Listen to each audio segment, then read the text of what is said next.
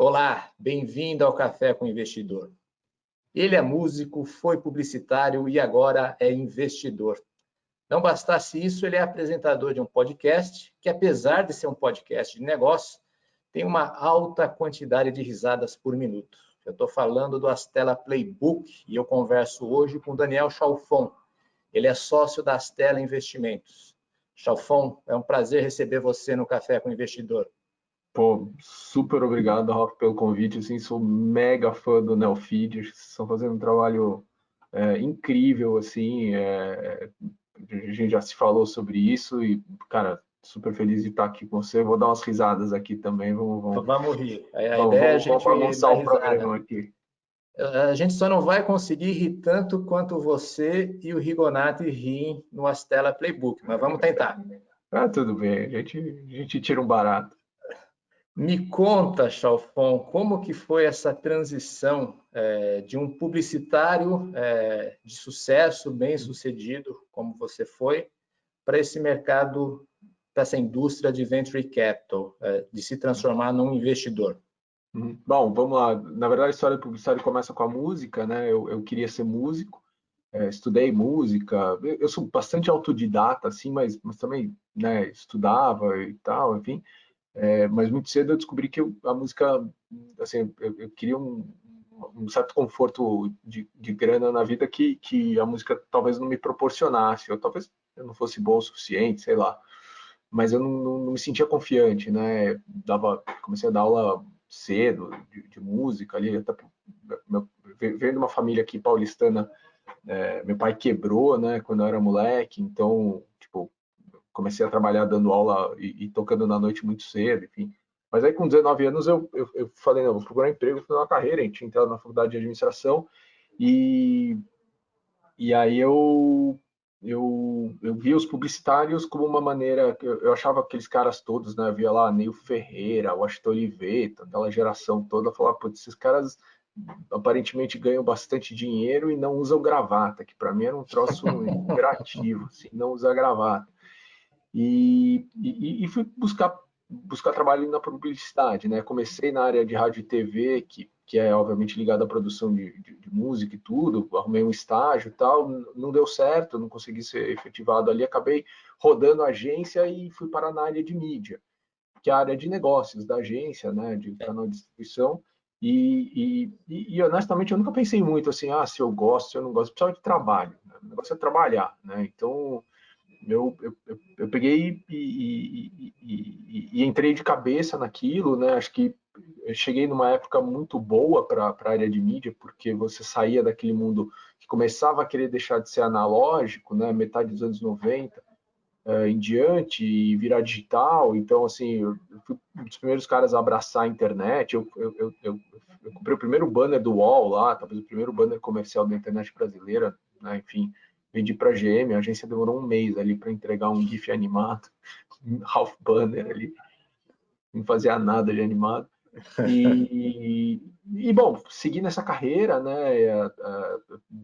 Comecei numa agência chamada McCann Erickson, fui depois para uma agência para a DM9, né? Que a sua época tinha sido ali a agência talvez mais vistosa, mais importante assim criativamente do Brasil no final dos anos 90.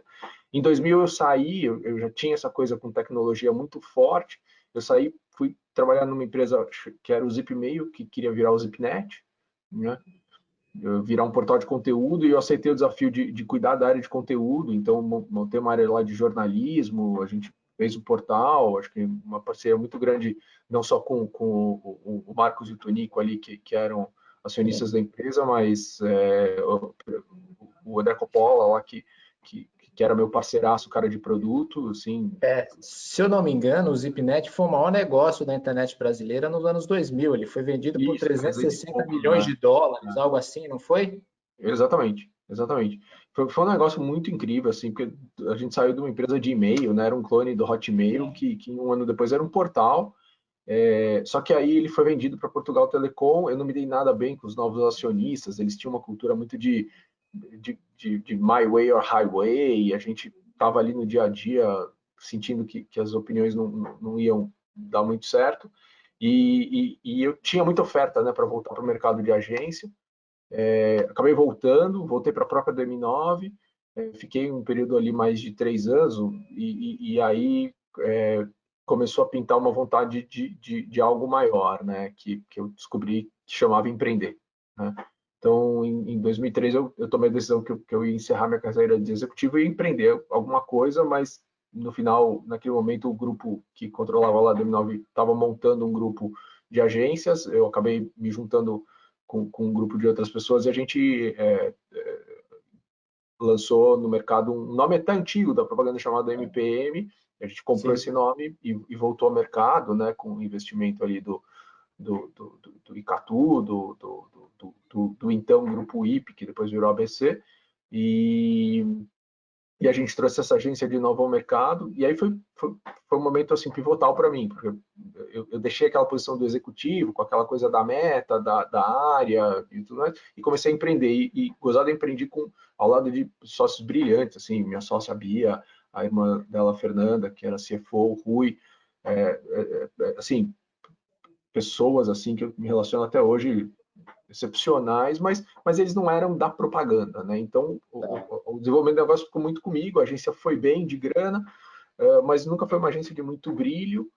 A gente teve uma oportunidade ali de caixa de fazer um investimento numa agência chamada Loduca, em uns 2, 3 anos depois, uma agência de grande fama criativa, com um líder criativo incrível, o Celso, que já estava preparando uma sessão criativa com o Guga, mas que tinha passado por um mau momento ali financeiro, ali, uma coisa, aquelas coisas que acontecem, né, na vida do Tá. empreendedor, mas nunca conseguimos nos juntar. Então, em 2009, a Bia, minha sócia, decide se retirar da agência, acho que para ela, né, já tinha sido legal a jornada, e aí eu me vejo, né, com uma agência com uma boa geração de recursos, uma boa lista de clientes e uma agência onde a gente tinha uma participação é, já na época de uns 40, 50%, algo assim, super criativa, que tem uma lista de clientes totalmente compatível com a nossa, ou seja, não tinha nenhum conflito nem nada,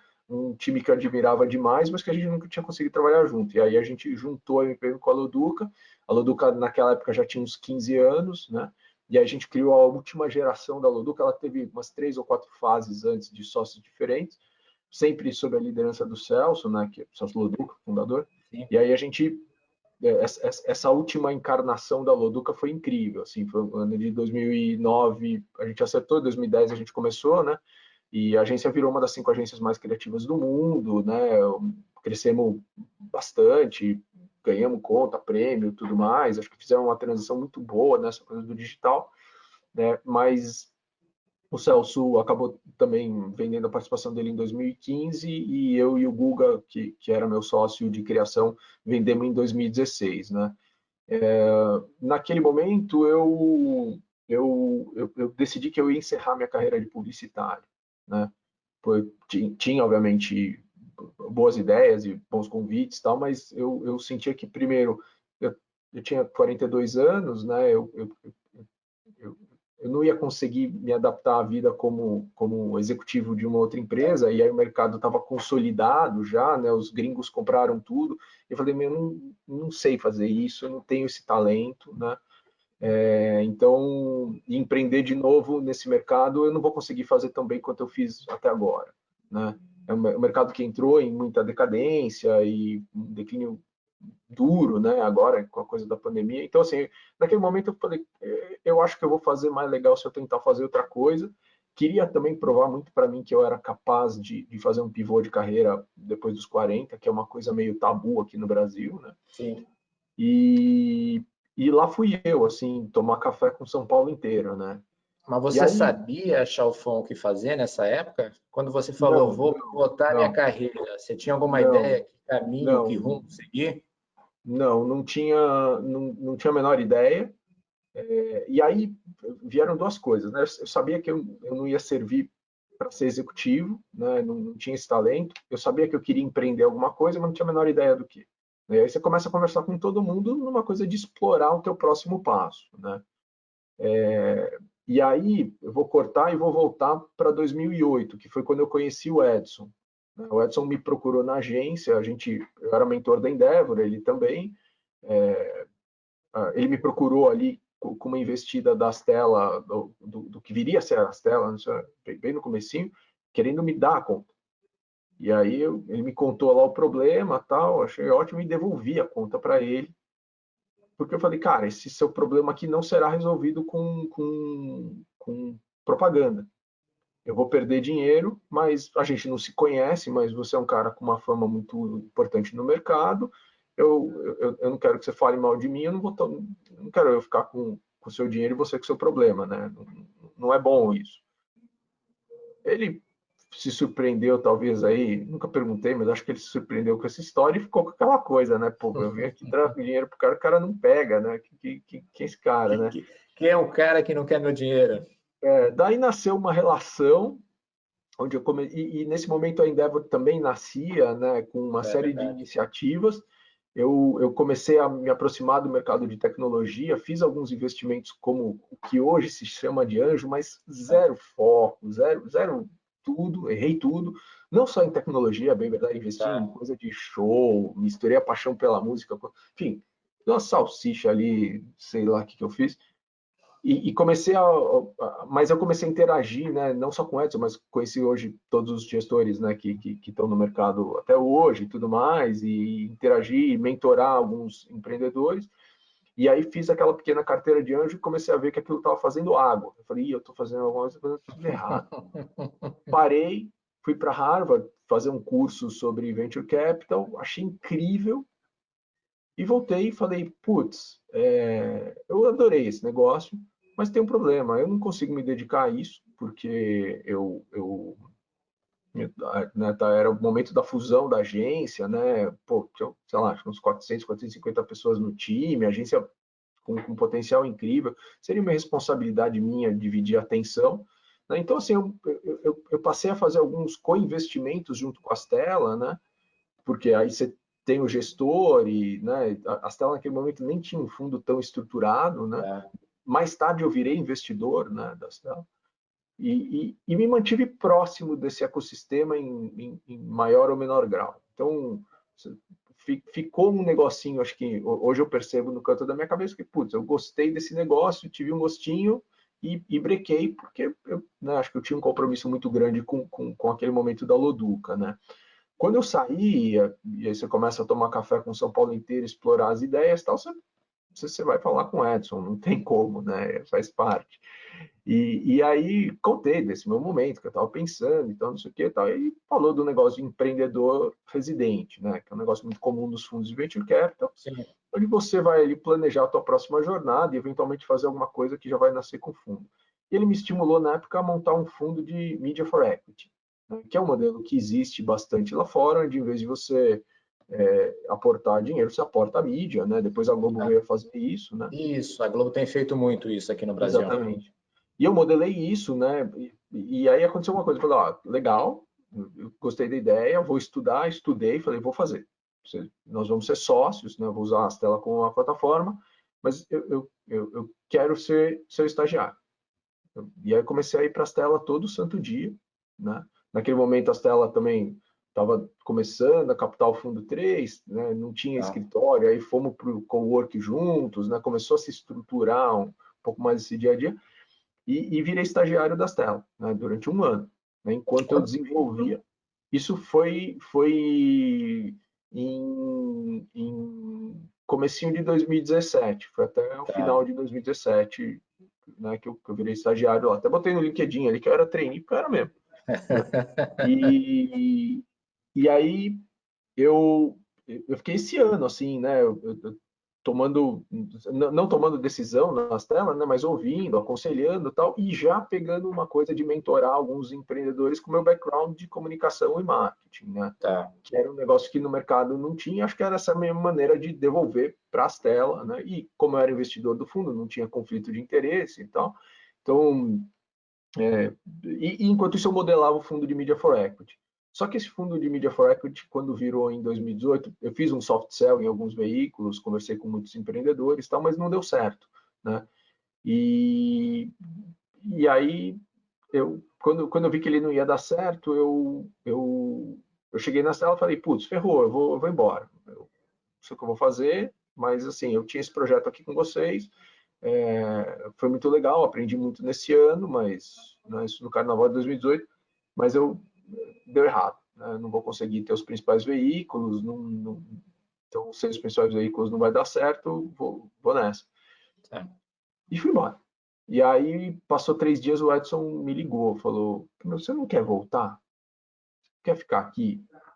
Eu falei, cara, eu amei ficar aí, né? Achei incrível. Esse ano todo foi um aprendizado incrível. Acho que eu consegui colocar em prática muita coisa, mas a gente, né, para mim não faz sentido, né, eu ser sócio e tal. E aí a gente acabou fechando um bom acordo, eu acabei comprando um pedaço da minha participação, né, e tô lá desde então. Aí daqui a uns E, anos eu te digo se está dando certo. pois o retorno é longo, não é da noite Né? para o dia. Mas você então se tornou sócio das telas. E como é o seu dia a dia nas telas? De que maneira que, com o seu background da indústria de comunicação, de publicidade, você ajuda as telas? Tá. Bom, é bem curioso, assim, porque a indústria de publicidade está num momento meio deprimido aí, assim, às vezes eu falo com alguns ex-colegas e tal, mas, assim, ela tem alguns aspectos muito bons, né? Primeiro porque você lida com uma imensidão de segmentos, né? Cara, em 25 anos trabalhando, eu acho que eu atendi Deus e o mundo. Não teve segmento que eu não tenha trabalhado, né? Então, assim, você acaba entendendo de muita coisa, você acaba tendo acesso ao playbook das grandes companhias, né? E o lado bom e o lado ruim, né? O lado das ineficiências, o lado de onde os caras são lentos, onde tem potencial para se explorar, tal. Então, assim, quando eu vim para a Stella, eu acho que tinha um lado de ajudar os empreendedores, no primeiro momento, ajudar os empreendedores nessa questão do marketing, da comunicação, do crescimento, né? Muito empreendedor colocando muito dinheiro em mídia digital e se perdendo nisso. Então, né, marca dá para construir logo cedo, não dá, né? Essas perguntas todas que os empreendedores têm. Então, acho que o primeiro job to be done foi esse, e também eu entrei de cabeça no mundo de consumo, né? A Stella tinha um histórico até o fundo 2 de mais ou menos uns 35, 40% dos seus investimentos feitos na área de consumo, mas eles não foram bem sucedidos e, na paralela, isso em número de logos, né, não em capital alocado, e isso, na paralela, acertou muito em SaaS, né? Então, a Stella Tá. teve essa imagem de, vocês só fazem SaaS? Não, estatisticamente, inclusive, não, né? E a Stella tinha uma vontade muito grande de ter uma carteira diversificada entre os três grandes modelos de negócio, né? O SaaS, os marketplaces e o direct consumer, né? Então, eu entrei muito com força dentro dessa coisa que também já estava mais forte lá fora, mas no Brasil ainda começava do DNVB, do D2C, Sim. e, comecei a montar deal flow. Então, eu tinha um lado de trabalhar no value add, que é um pilar fundamental das telas, né? Acho que a entrega de ajuda na construção de valor é, é a espinha dorsal que nos ergue todo santo dia, né? É uma área comandada pela Laura, mas acho que todo mundo entrega isso, né? Ninguém trabalha nas telas sem isso. E eu vinha no meu background de marketing, né, ajudando e tal, e aí comecei a construir um deal flow primeiro em consumo e depois, obviamente, fui expandindo isso ao longo do tempo, né? Fizemos alguns excelentes investimentos no Fundo 3 na área de consumo, né? Salve, Dr. Jones, notadamente. Acho que até corrigindo uma deficiência histórica das telas, acho que a Stella merecia demais assim, ter conseguido acertar, né, na área de consumo além do quanto é Sim. gostoso assim, né, trabalhar nessa área e também entender a dinâmica, né, desse meu background, né, desses mega setores, esses mega incumbentes, né, como é que a gente ataca isso, né? Mas óbvio isso é super dinâmico, né? Então hoje basicamente eu diria que, sei lá, 50% do meu tempo hoje é dedicado à originação, né? Ou seja, não só mais consumo, né? Hoje Tá. totalmente agnóstico, né? A gente na Stella é agnóstico todo mundo, né? Todo mundo olha tudo, tal, e a gente troca muito internamente as experiências. Boa parte do resto do tempo vai para as empresas do portfólio hoje eu sou board member em 4 empresas, né? Que empresas você é board member? Na Salve, na Dr. Jones, na Salve agora eu sou ouvinte, só que é observer lá, porque a gente já passou por uma outra fase, assim, acho que agora tem uma outra posição na Dr. Jones, na Livans e no Bom para Crédito, né? E mesmo nas empresas onde a gente não é board member, todos os sócios das telas são atuantes de alguma maneira, né? Então, Sim. qualquer empresa que tem uma questão de posicionamento, de comunicação, de growth, de marketing, eu vou ajudar, vou estar presente, né? Então, acabo, obviamente, dedicando boa parte do meu tempo ao portfólio, independente de ser ou não board member de todas elas, né? A gente se divide também nessa questão de board member. Chalfão, antes da gente entrar um pouquinho nessa parte do podcast, eu queria entender, na sua perspectiva, que tipo de empreendedor vocês buscam? O que é importante para a Astela para receber um cheque de vocês? Bom, a Stella tipicamente é o segundo cheque da vida do empreendedor, né? A gente faz 3 tipos de cheque, né? O pre-seed, principalmente em empresas com founders já com track record, né? Times que sejam provados, mas o nosso sweet spot é o seed round e a série A, né? Então, o seed round normalmente já recebeu dinheiro de algum fundo pre-seed, algum anjo, e aí segue para uma rodada um pouco maior com a gente, né? E a série A, que acho que é o grande momento ali, super transformacional na vida do empreendedor. A Stella, ela olha 4 coisas, né? Eu acho que ela olha, são os 4 P's da Stella, né? Pessoas, processos, produto e participação, né? Então, pessoa é time, né? E aí a nossa fórmula da Coca-Cola lá tem 36 itens, né? A gente passa por todas elas, obviamente nenhuma empresa tira nota 10 em tudo, senão não seria uma startup, né? Mas obviamente a gente gradua e para a gente é bem importante que alguns dos critérios a gente tenha algum tipo de, de, de, de margem de segurança, né? Então, ou seja, a gente não tem problema de investir numa empresa que tem um produto que não está, sei lá, super desenvolvido, mas que tem um founder com track record, ou uma empresa que tem um super produto, mas que ainda não achou uma estratégia, né, definitiva de go-to-market, isso tudo a gente vai ponderar, né? Então, dentro desses 4 pilares, pessoas é tudo, né? É o mais importante deles, óbvio. Tem a ver com o time, tem a ver com a capacidade de trazer gente de qualidade, porque o founder tem que ser uma máquina de contratação, né? Todos eles, né?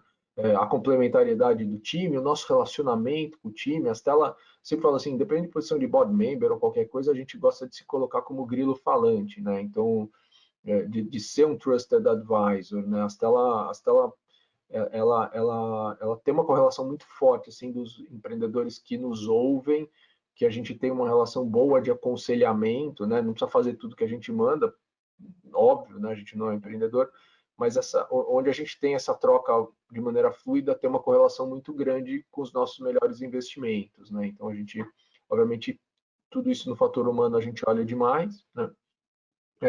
Tem crescido também a nossa preocupação aí com buscar times diversos, né? Acho que é uma dor muito grande no empreendedorismo tech brasileiro e acho que a gente tem um papel, né, de onde a gente está de estimular e fomentar isso. Acho que a gente, como indústria, não tem sido muito bom e eu acho que está demorado a gente corrigir isso, então vem crescendo essa nossa preocupação, embora ainda distante de a gente conseguir tomar decisões de investimento em cima disso, né?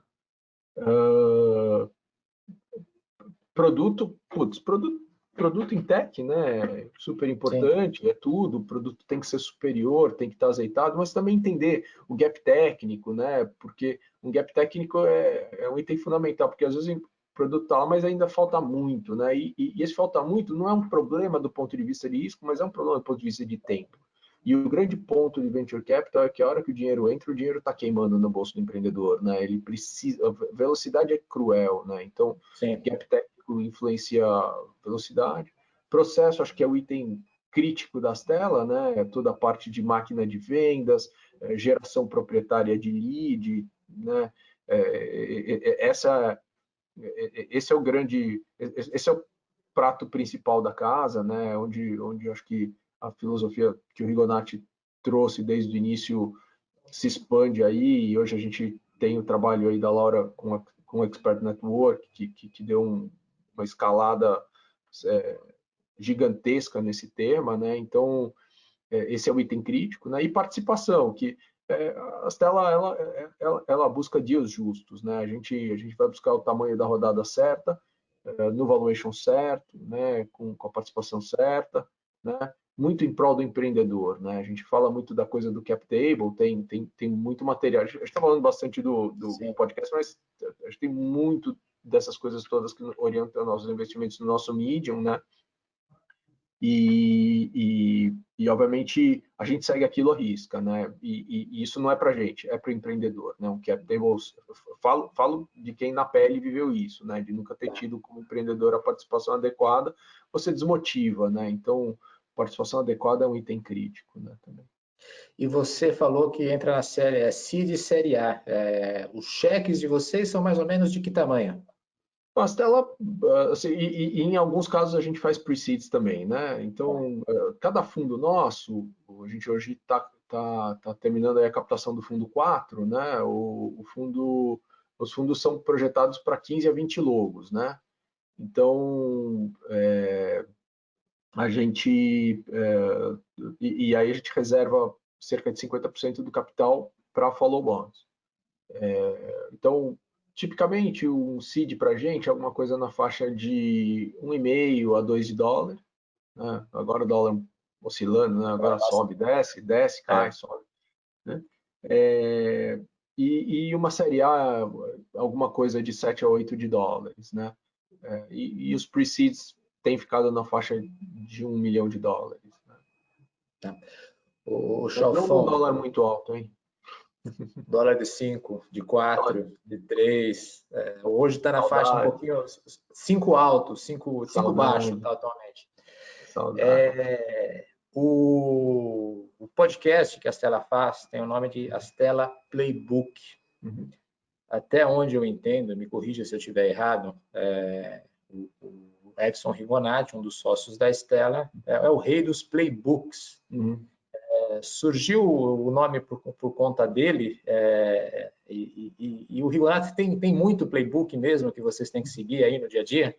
Não, na verdade, o playbook mesmo, assim, a coisa de playboocar tudo vem do Eric Santos, da RD, Ah, inspirado muito pelo Edson, né? Não tem muito playbook nas telas, deveria ter um pouco mais. Eu imaginava que o Edson fosse o rei do playbook. Não, o Edson é muito libertário, assim, ele tem uma coisa incrível, assim, de dar uma liberdade muito grande e tudo mais, ele dá muito espaço, né? Então, eu acho que, assim, a Stella tem os playbooks não escritos, né? De como a gente toma... Nos últimos 3 anos, a gente tem colocado no papel várias coisas, né? Então, agora que a gente passou por um processo de construção de time, né?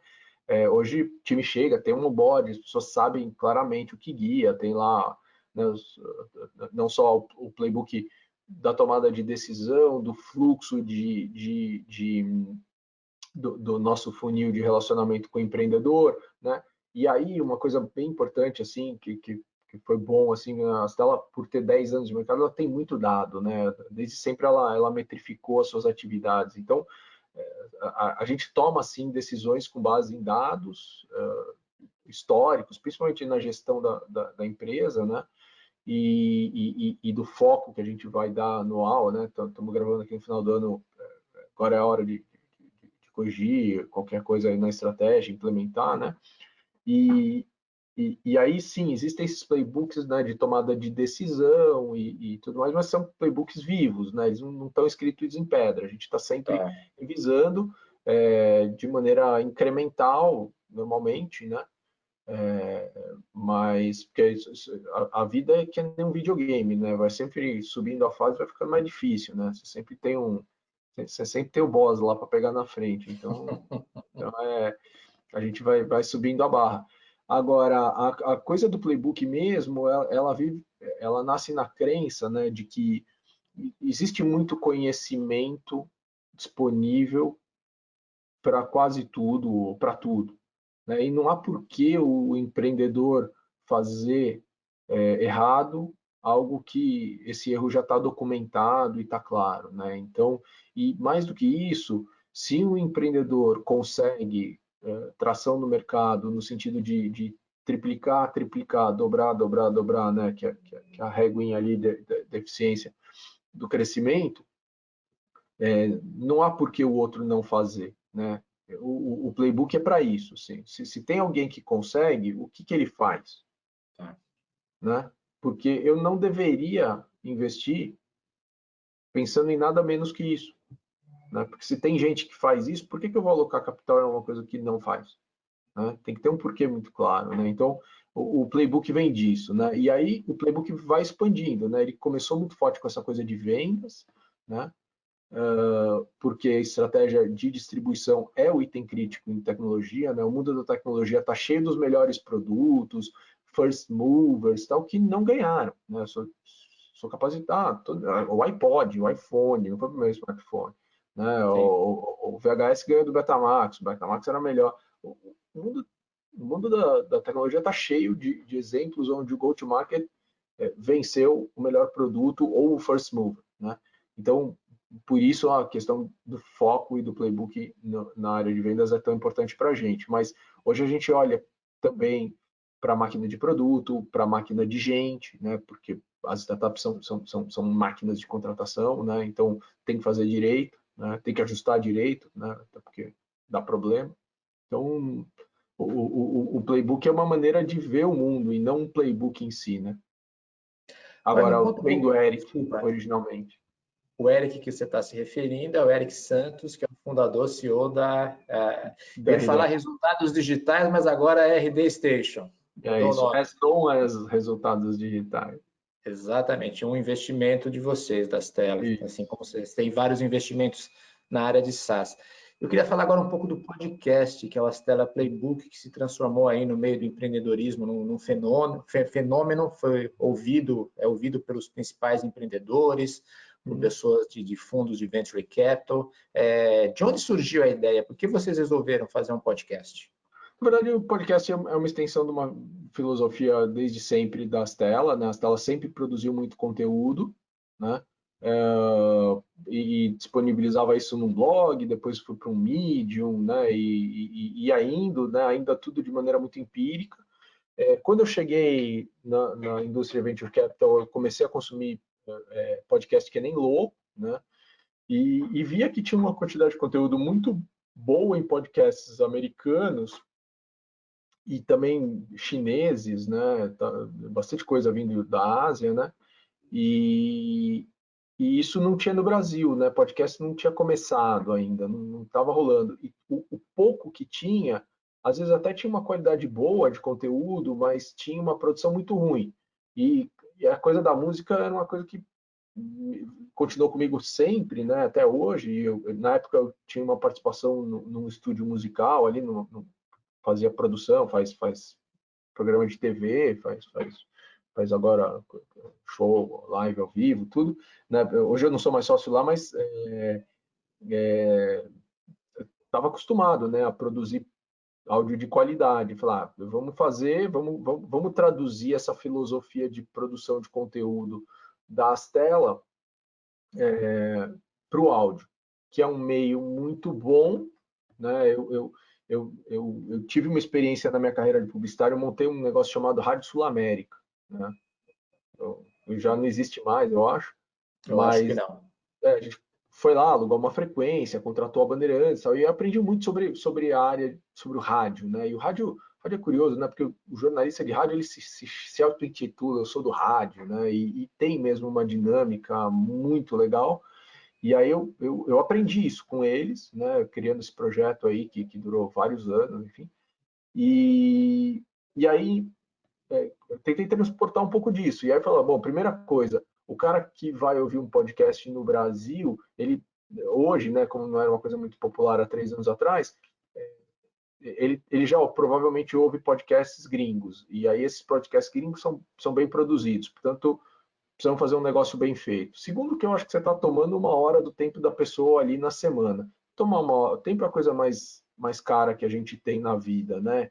Então, vou tomar um tempo do cara, é bom entregar alguma coisa que presta, porque senão não vou tomar o tempo de ninguém, né? Ou você sacana com eles. Então, a gente quis fazer uma coisa de alta qualidade, né? Ainda que um pouco empírica, né? A gente no começo foi aprendendo, fazendo, assim, eu sempre falo assim, super agradeço, assim, tipo, o Thiago, o Lombardo, o Canitz, o Ricardo, que foram os nossos primeiros entrevistados, porque, putz, eles foram nossas cobaias, né? Eles que deram origem a isso tudo. E, assim, realmente, cara, assim, foi um negócio super despretensioso, coloca no ar para ver o que acontece. E aí, cara, virou um monstro, assim. Vocês esperavam, assim, qual que era o objetivo? Era só distribuir conteúdo, passar informação, ou vocês tinham alguma outra ideia na hora que vocês colocaram no ar o podcast? Cara, assim, eu tinha uma coisa que eu percebia naquele momento, que a grande imprensa dava muito pouco espaço para as startups early stage, né? E eu via, assim, na época não tinha Neofeed ainda, né? Tinha Mas muita coisa. É. Mas a gente, assim, eu via lá, putz, o cara dava headline para 99, foi vendida, né? Começava a surgir os unicórnios e tal. Mas eu via um universo muito interessante, muito pujante, né, no early stage, um volume de pessoas trabalhando gigantesco, né? Eu não via nenhum conteúdo para esse universo, né? E esses é, heróis do early stage que hoje já são heróis, 3, 4 anos depois, que já são dos empresários, né? Então você pega o Lombardo a gente gravou com ele ali na Série A, né? E hoje, pô, veio aí o homem maior RP na nuvem do Brasil e tal, né? Então, Isso, assim, só para as pessoas saberem, Marcelo Lombardo, fundador da OMI, uma das investidas também de vocês, né? exatamente. Então, ele foi o número um, né? Assim, não tinha entrevista quase com o Lombardo na época, porque ninguém olhava, né? O que é negócio, tem RP, tá? Porque já tem TOTOS e tal, e aí hoje, 3, 4 anos depois, o cara tá aí dando porrada nos grandes, né? Disputando o mercado, gente grande, assim, um caso inacreditável de venture capital, de uso eficiente de recurso e tudo mais, né? Então, eu acho que a imprensa estava muito focada em só falar os big numbers e não falar as coisas que importam para o empreendedor e para o investidor, né? Até hoje, eu até acho que óbvio, floresceu uma imprensa mais especializada, mas assim, termos do tipo o uso eficiente de capital é raríssimo, né? Qual é o retorno desse investimento? Porque o cara vendeu por tanto. Sim, mas quanto colocou? Não adianta nada você colocar 100 milhões de venture capital e vender a empresa por 100 milhões. Sim. Né? Ninguém ganhou com isso, né? Mas é isso, né? Então, eu acho que tem que ter essa consciência, né? E a gente queria despertar isso e trazer um pouco do que estava acontecendo lá fora para cá, né? Acho que a Stella ela tem uma visão muito grande de criar o jardim e deixar as borboletas virem, né? A gente tenta não ter uma política extrativista, né? Então, quando a gente fez isso, a gente queria fomentar. No começo, eu tinha muito a visão de, vamos fazer um negócio, vamos dar um grande start, o mercado vai abraçar, a gente entrega isso para o mercado. Né? Pensava meio assim. Mas eu acho que ele virou um monstro, assim, hoje, primeiro, assim, pessoalmente eu aprendo demais, né? Cada gravação é uma aula, eu tenho praticamente de cor na minha cabeça todas elas, né? Óbvio, virou uma ferramenta de conhecimento da marca das telas, sem dúvida, né? Sim. Com audiência grande e tal. Mas mais do que isso, acho que tem um pouco também de give back, né? Porque você ter aquela coisa daquela horinha das pessoas, onde você tem acesso a uma informação que não está disponível facilmente no mercado, né? Mas sabe o que me chama a atenção, Chalfon? Ouvindo os primeiros episódios, quando vocês criaram o Astela Playbook, vocês trouxeram muito das próprias startups que vocês investiram.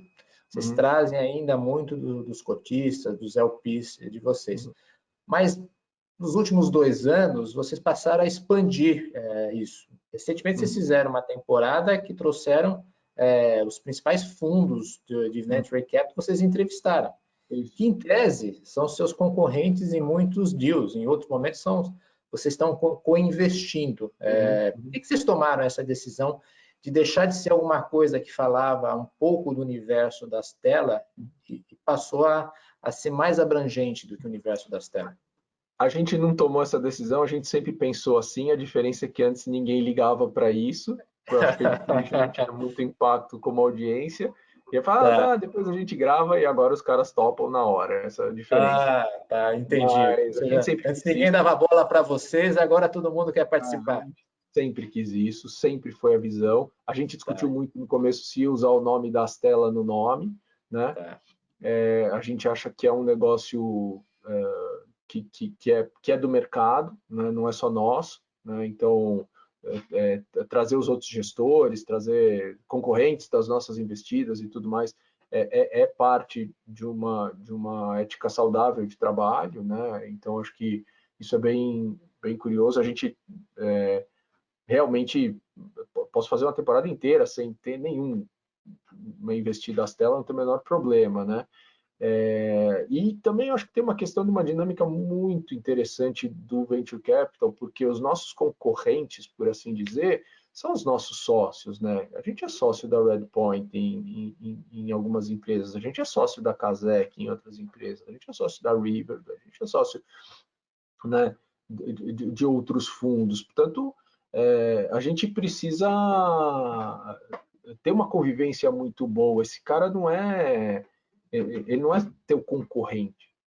Ele é teu concorrente, você está disputando deals, mas ele é teu sócio. Então, né, essa abertura, essa ética de trabalho, ela é fundamental se a gente tem essa visão de construção do ecossistema, que é básica das telas, e acho que as telas ela é fruto do ecossistema, né? Sem Endeavor não teria as telas, eu não teria conhecido o Edson não teria mentorado toneladas de empreendedores ao longo dos anos, não seria o Edson que todo mundo conhece, né? Então, assim, a gente acredita piamente e pratica muito essa coisa. Chalfão, bate-bola? Bora. Então, tem que confessar que esse finalzinho que eu faço aqui no Café com o Investidor é inspirado no Astela Playbook, que tem o famoso bate-bola. Só que Que o é isso? café aqui é o café, mas tá frio. Aqui não tem café. Aqui tem um investidor, mas não tem café. Não, meu café eu não bebi, ficou frio aqui. Que ouvindo a Stella Playbook, vocês fazem lá o bate-bola final, eu me inspirei em vocês, algumas perguntas diferentes, outras iguais à do Astela Playbook. Vamos começar com uma pergunta igual. Quem te inspira? Cara, o que me inspira é gente, o cotidiano, inclusive é uma das coisas mais difíceis para mim na pandemia, né? Eu sou um cara que eu não dirijo, eu ando de transporte coletivo, eu gosto de estar na rua, eu gosto de ouvir as pessoas, eu percebo as coisas que estão acontecendo no contato cotidiano com todo mundo, eu puxo papo com todo mundo, enfim. Então, assim, para mim o que me inspira é o cotidiano. É como assim, no longínquo janeiro, quando a gente almoçava no restaurante, eu sentava lá no restaurante do lado das telas ali, às vezes sozinho, ficava ouvindo o que estava acontecendo do lado, tal, não sei o quê. Então, assim, o que me inspira é gente. Assim. Um empreendedor que você admira? Pode ser dois? Pode. Então, tá bom. Bom, assim, eu tenho uma profunda admiração por um empreendedor do nosso portfólio, que é o Dani Juniski da Salve. Acho que é um cara focado em, focado em conhecer, em aprender, mas que entende a importância, né, da dinâmica da velocidade, enfim, e mais do que tudo é um cara que, independente do quanto ele entende de escalar um negócio digital, ele entende de gente, né? Então, não só na Salve, mas historicamente ele construiu times incríveis, que mesmo sem ele, às vezes permanecem unidos, tal. Então, eu acho que esse é o grande indício, né, de um grande empreendedor, é a capacidade de montar grandes times que sobrevivam a eles mesmos, né? E eu acho que o Dani é isso, né? Acho que ele já criou umas 3 ou 4 empresas, está criando mais uma incrível e mais do que grandes negócios, ele sempre criou grandes times que continuam tocando esses negócios por muitos anos. Então, acho que ainda na Salve é um dos caras que abraçou essa coisa da criatividade oriunda da diversidade como eu nunca vi no país. né? Então, eu aprendo demais, assim, assim, não só ele, mas com os co-founders todos da Salve. A Márcia e a Júlia, assim, são exemplos, assim, eu os ouço demais, assim, é um prazer e uma admiração grande, assim, por todos ali. E o segundo é meu ex-sócio, Celso, né? O Celso, o cara que foi empreender bem lá cedo, assim, um cara, um comunista, né? Que foi ser publicitário, incrível, né? Um ex-professor de química, um cara sem igual. Recomendo muito o podcast dele, para mim, o Quem Somos Nós é o melhor podcast do Brasil ever, assim, então vamos usar a sua audiência aqui para mandar uma audiência para ele, porque é demais o podcast dele. Tá, sei lá. Também um dos primeiros caras, acho que o primeiro podcast que eu vi do Brasil, assim, o cara pega pioneiro em podcast. E assim, só tem um lance de uma obsessão muito grande, né, por talento e paixão no trabalho, mas acho que o Celso foi o cara que me ensinou demais a fazer uma coisa que busca algo melhor para todos, né? Acho que fazer um negócio legal para si ou para um grupo muito pequeno não é legal, não é legal para a gente, não é legal para o mundo, não é legal, né? Acho que o Celso me despertou isso e, putz, é um mentor até hoje, é um cara que eu admiro demais. Pena que ele não resolveu empreender mais alguma empresa até agora. Quem sabe ele ainda venha com alguma novidade aí. Um erro. Putz, eu acho que eu me arrependo de, naquele momento que eu conheci o Venture Capital e tentei ser anjo, assim, de não ter entendido que talvez fosse possível eu investir na classe de ativos de maneira mais incisiva, né? Eu acho que eu fui tímido naquilo que eu fiz e talvez de não ter focado cedo como investidor aí na época pessoa física em tech, né? Eu ter deixado a minha paixão pela música, que eu fui entender muito mais tarde, era uma paixão pessoal. Por exemplo, tem cara que anda 20 km de bicicleta por dia, tem cara que joga golfe, tem cara que joga tênis, eu toco, né? E, e eu demorei muito para entender que não era uma coisa que eu queria ter como dinheiro, como vida, né? Do ponto de vista de remuneração e de lifestyle. Eu demorei demais para entender isso, né? Então investi em coisa de show. Eu tive um estúdio que foi ótimo, assim, foi um período ótimo da minha vida. Eu aprendi demais, assim. Convivi com, a gente gravou uns 40 discos ali. Acabei não falando disso, mas escolher artista é igualzinho escolher startup, né? O mundo da música tem muito paralelo com o mundo de venture capital, muito, muito, muito, muito.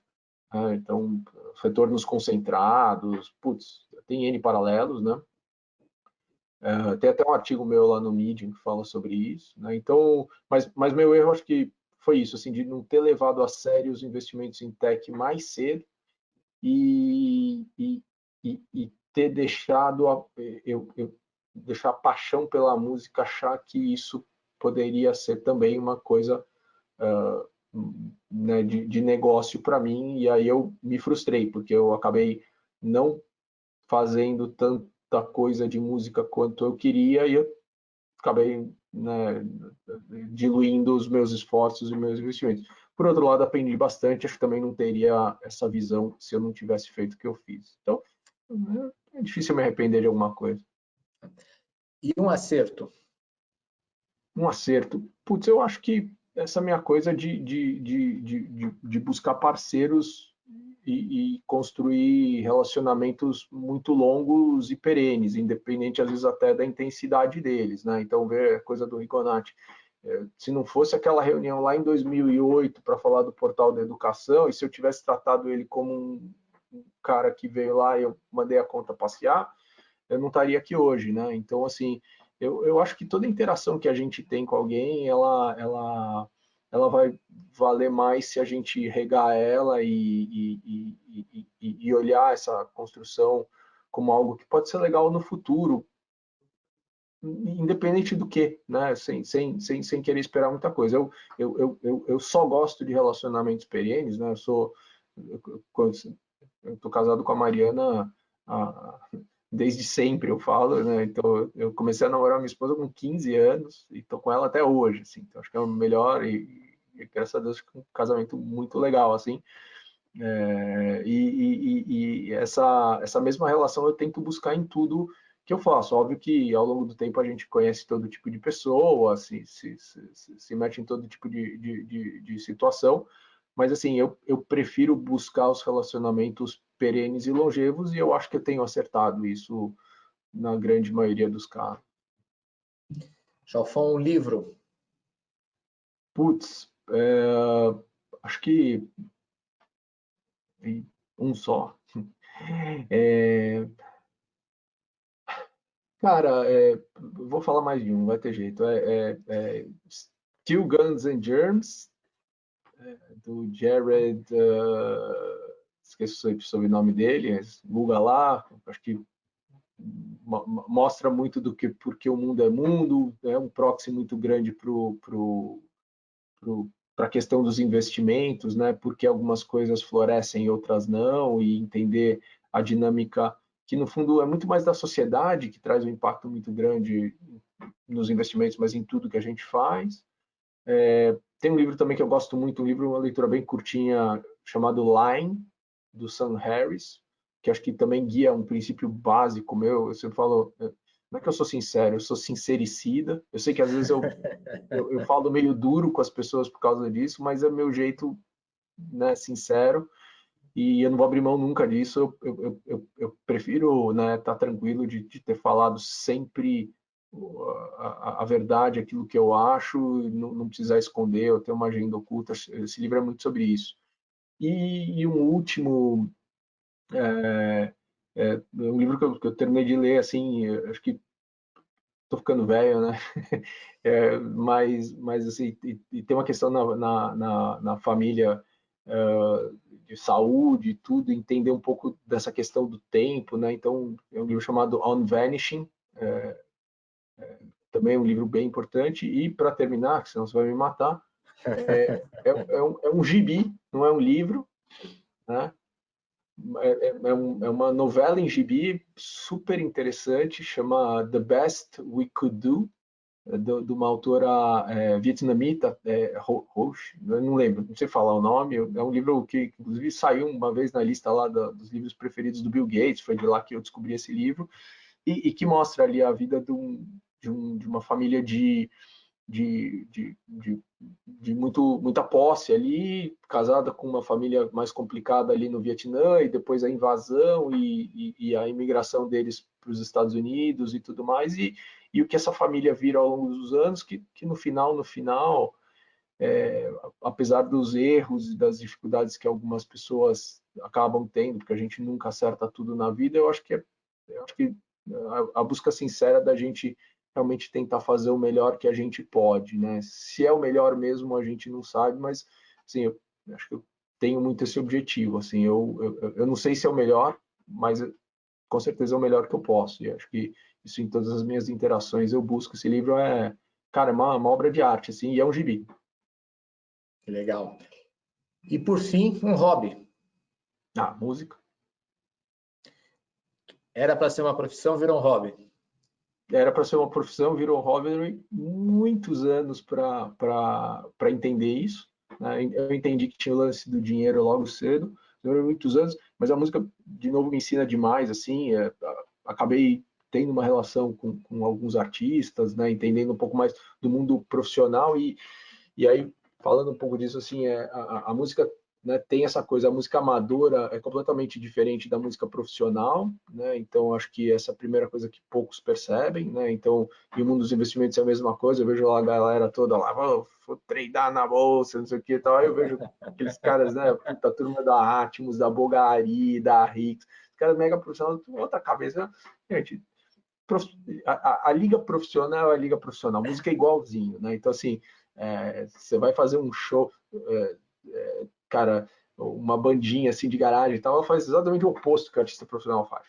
E os dois são música, né? Então é um jogo bem diferente, essa coisa dos retornos concentrados e tudo mais. Então a música me ensina demais, o processo de aprendizagem da música e tal, mas é um hobby.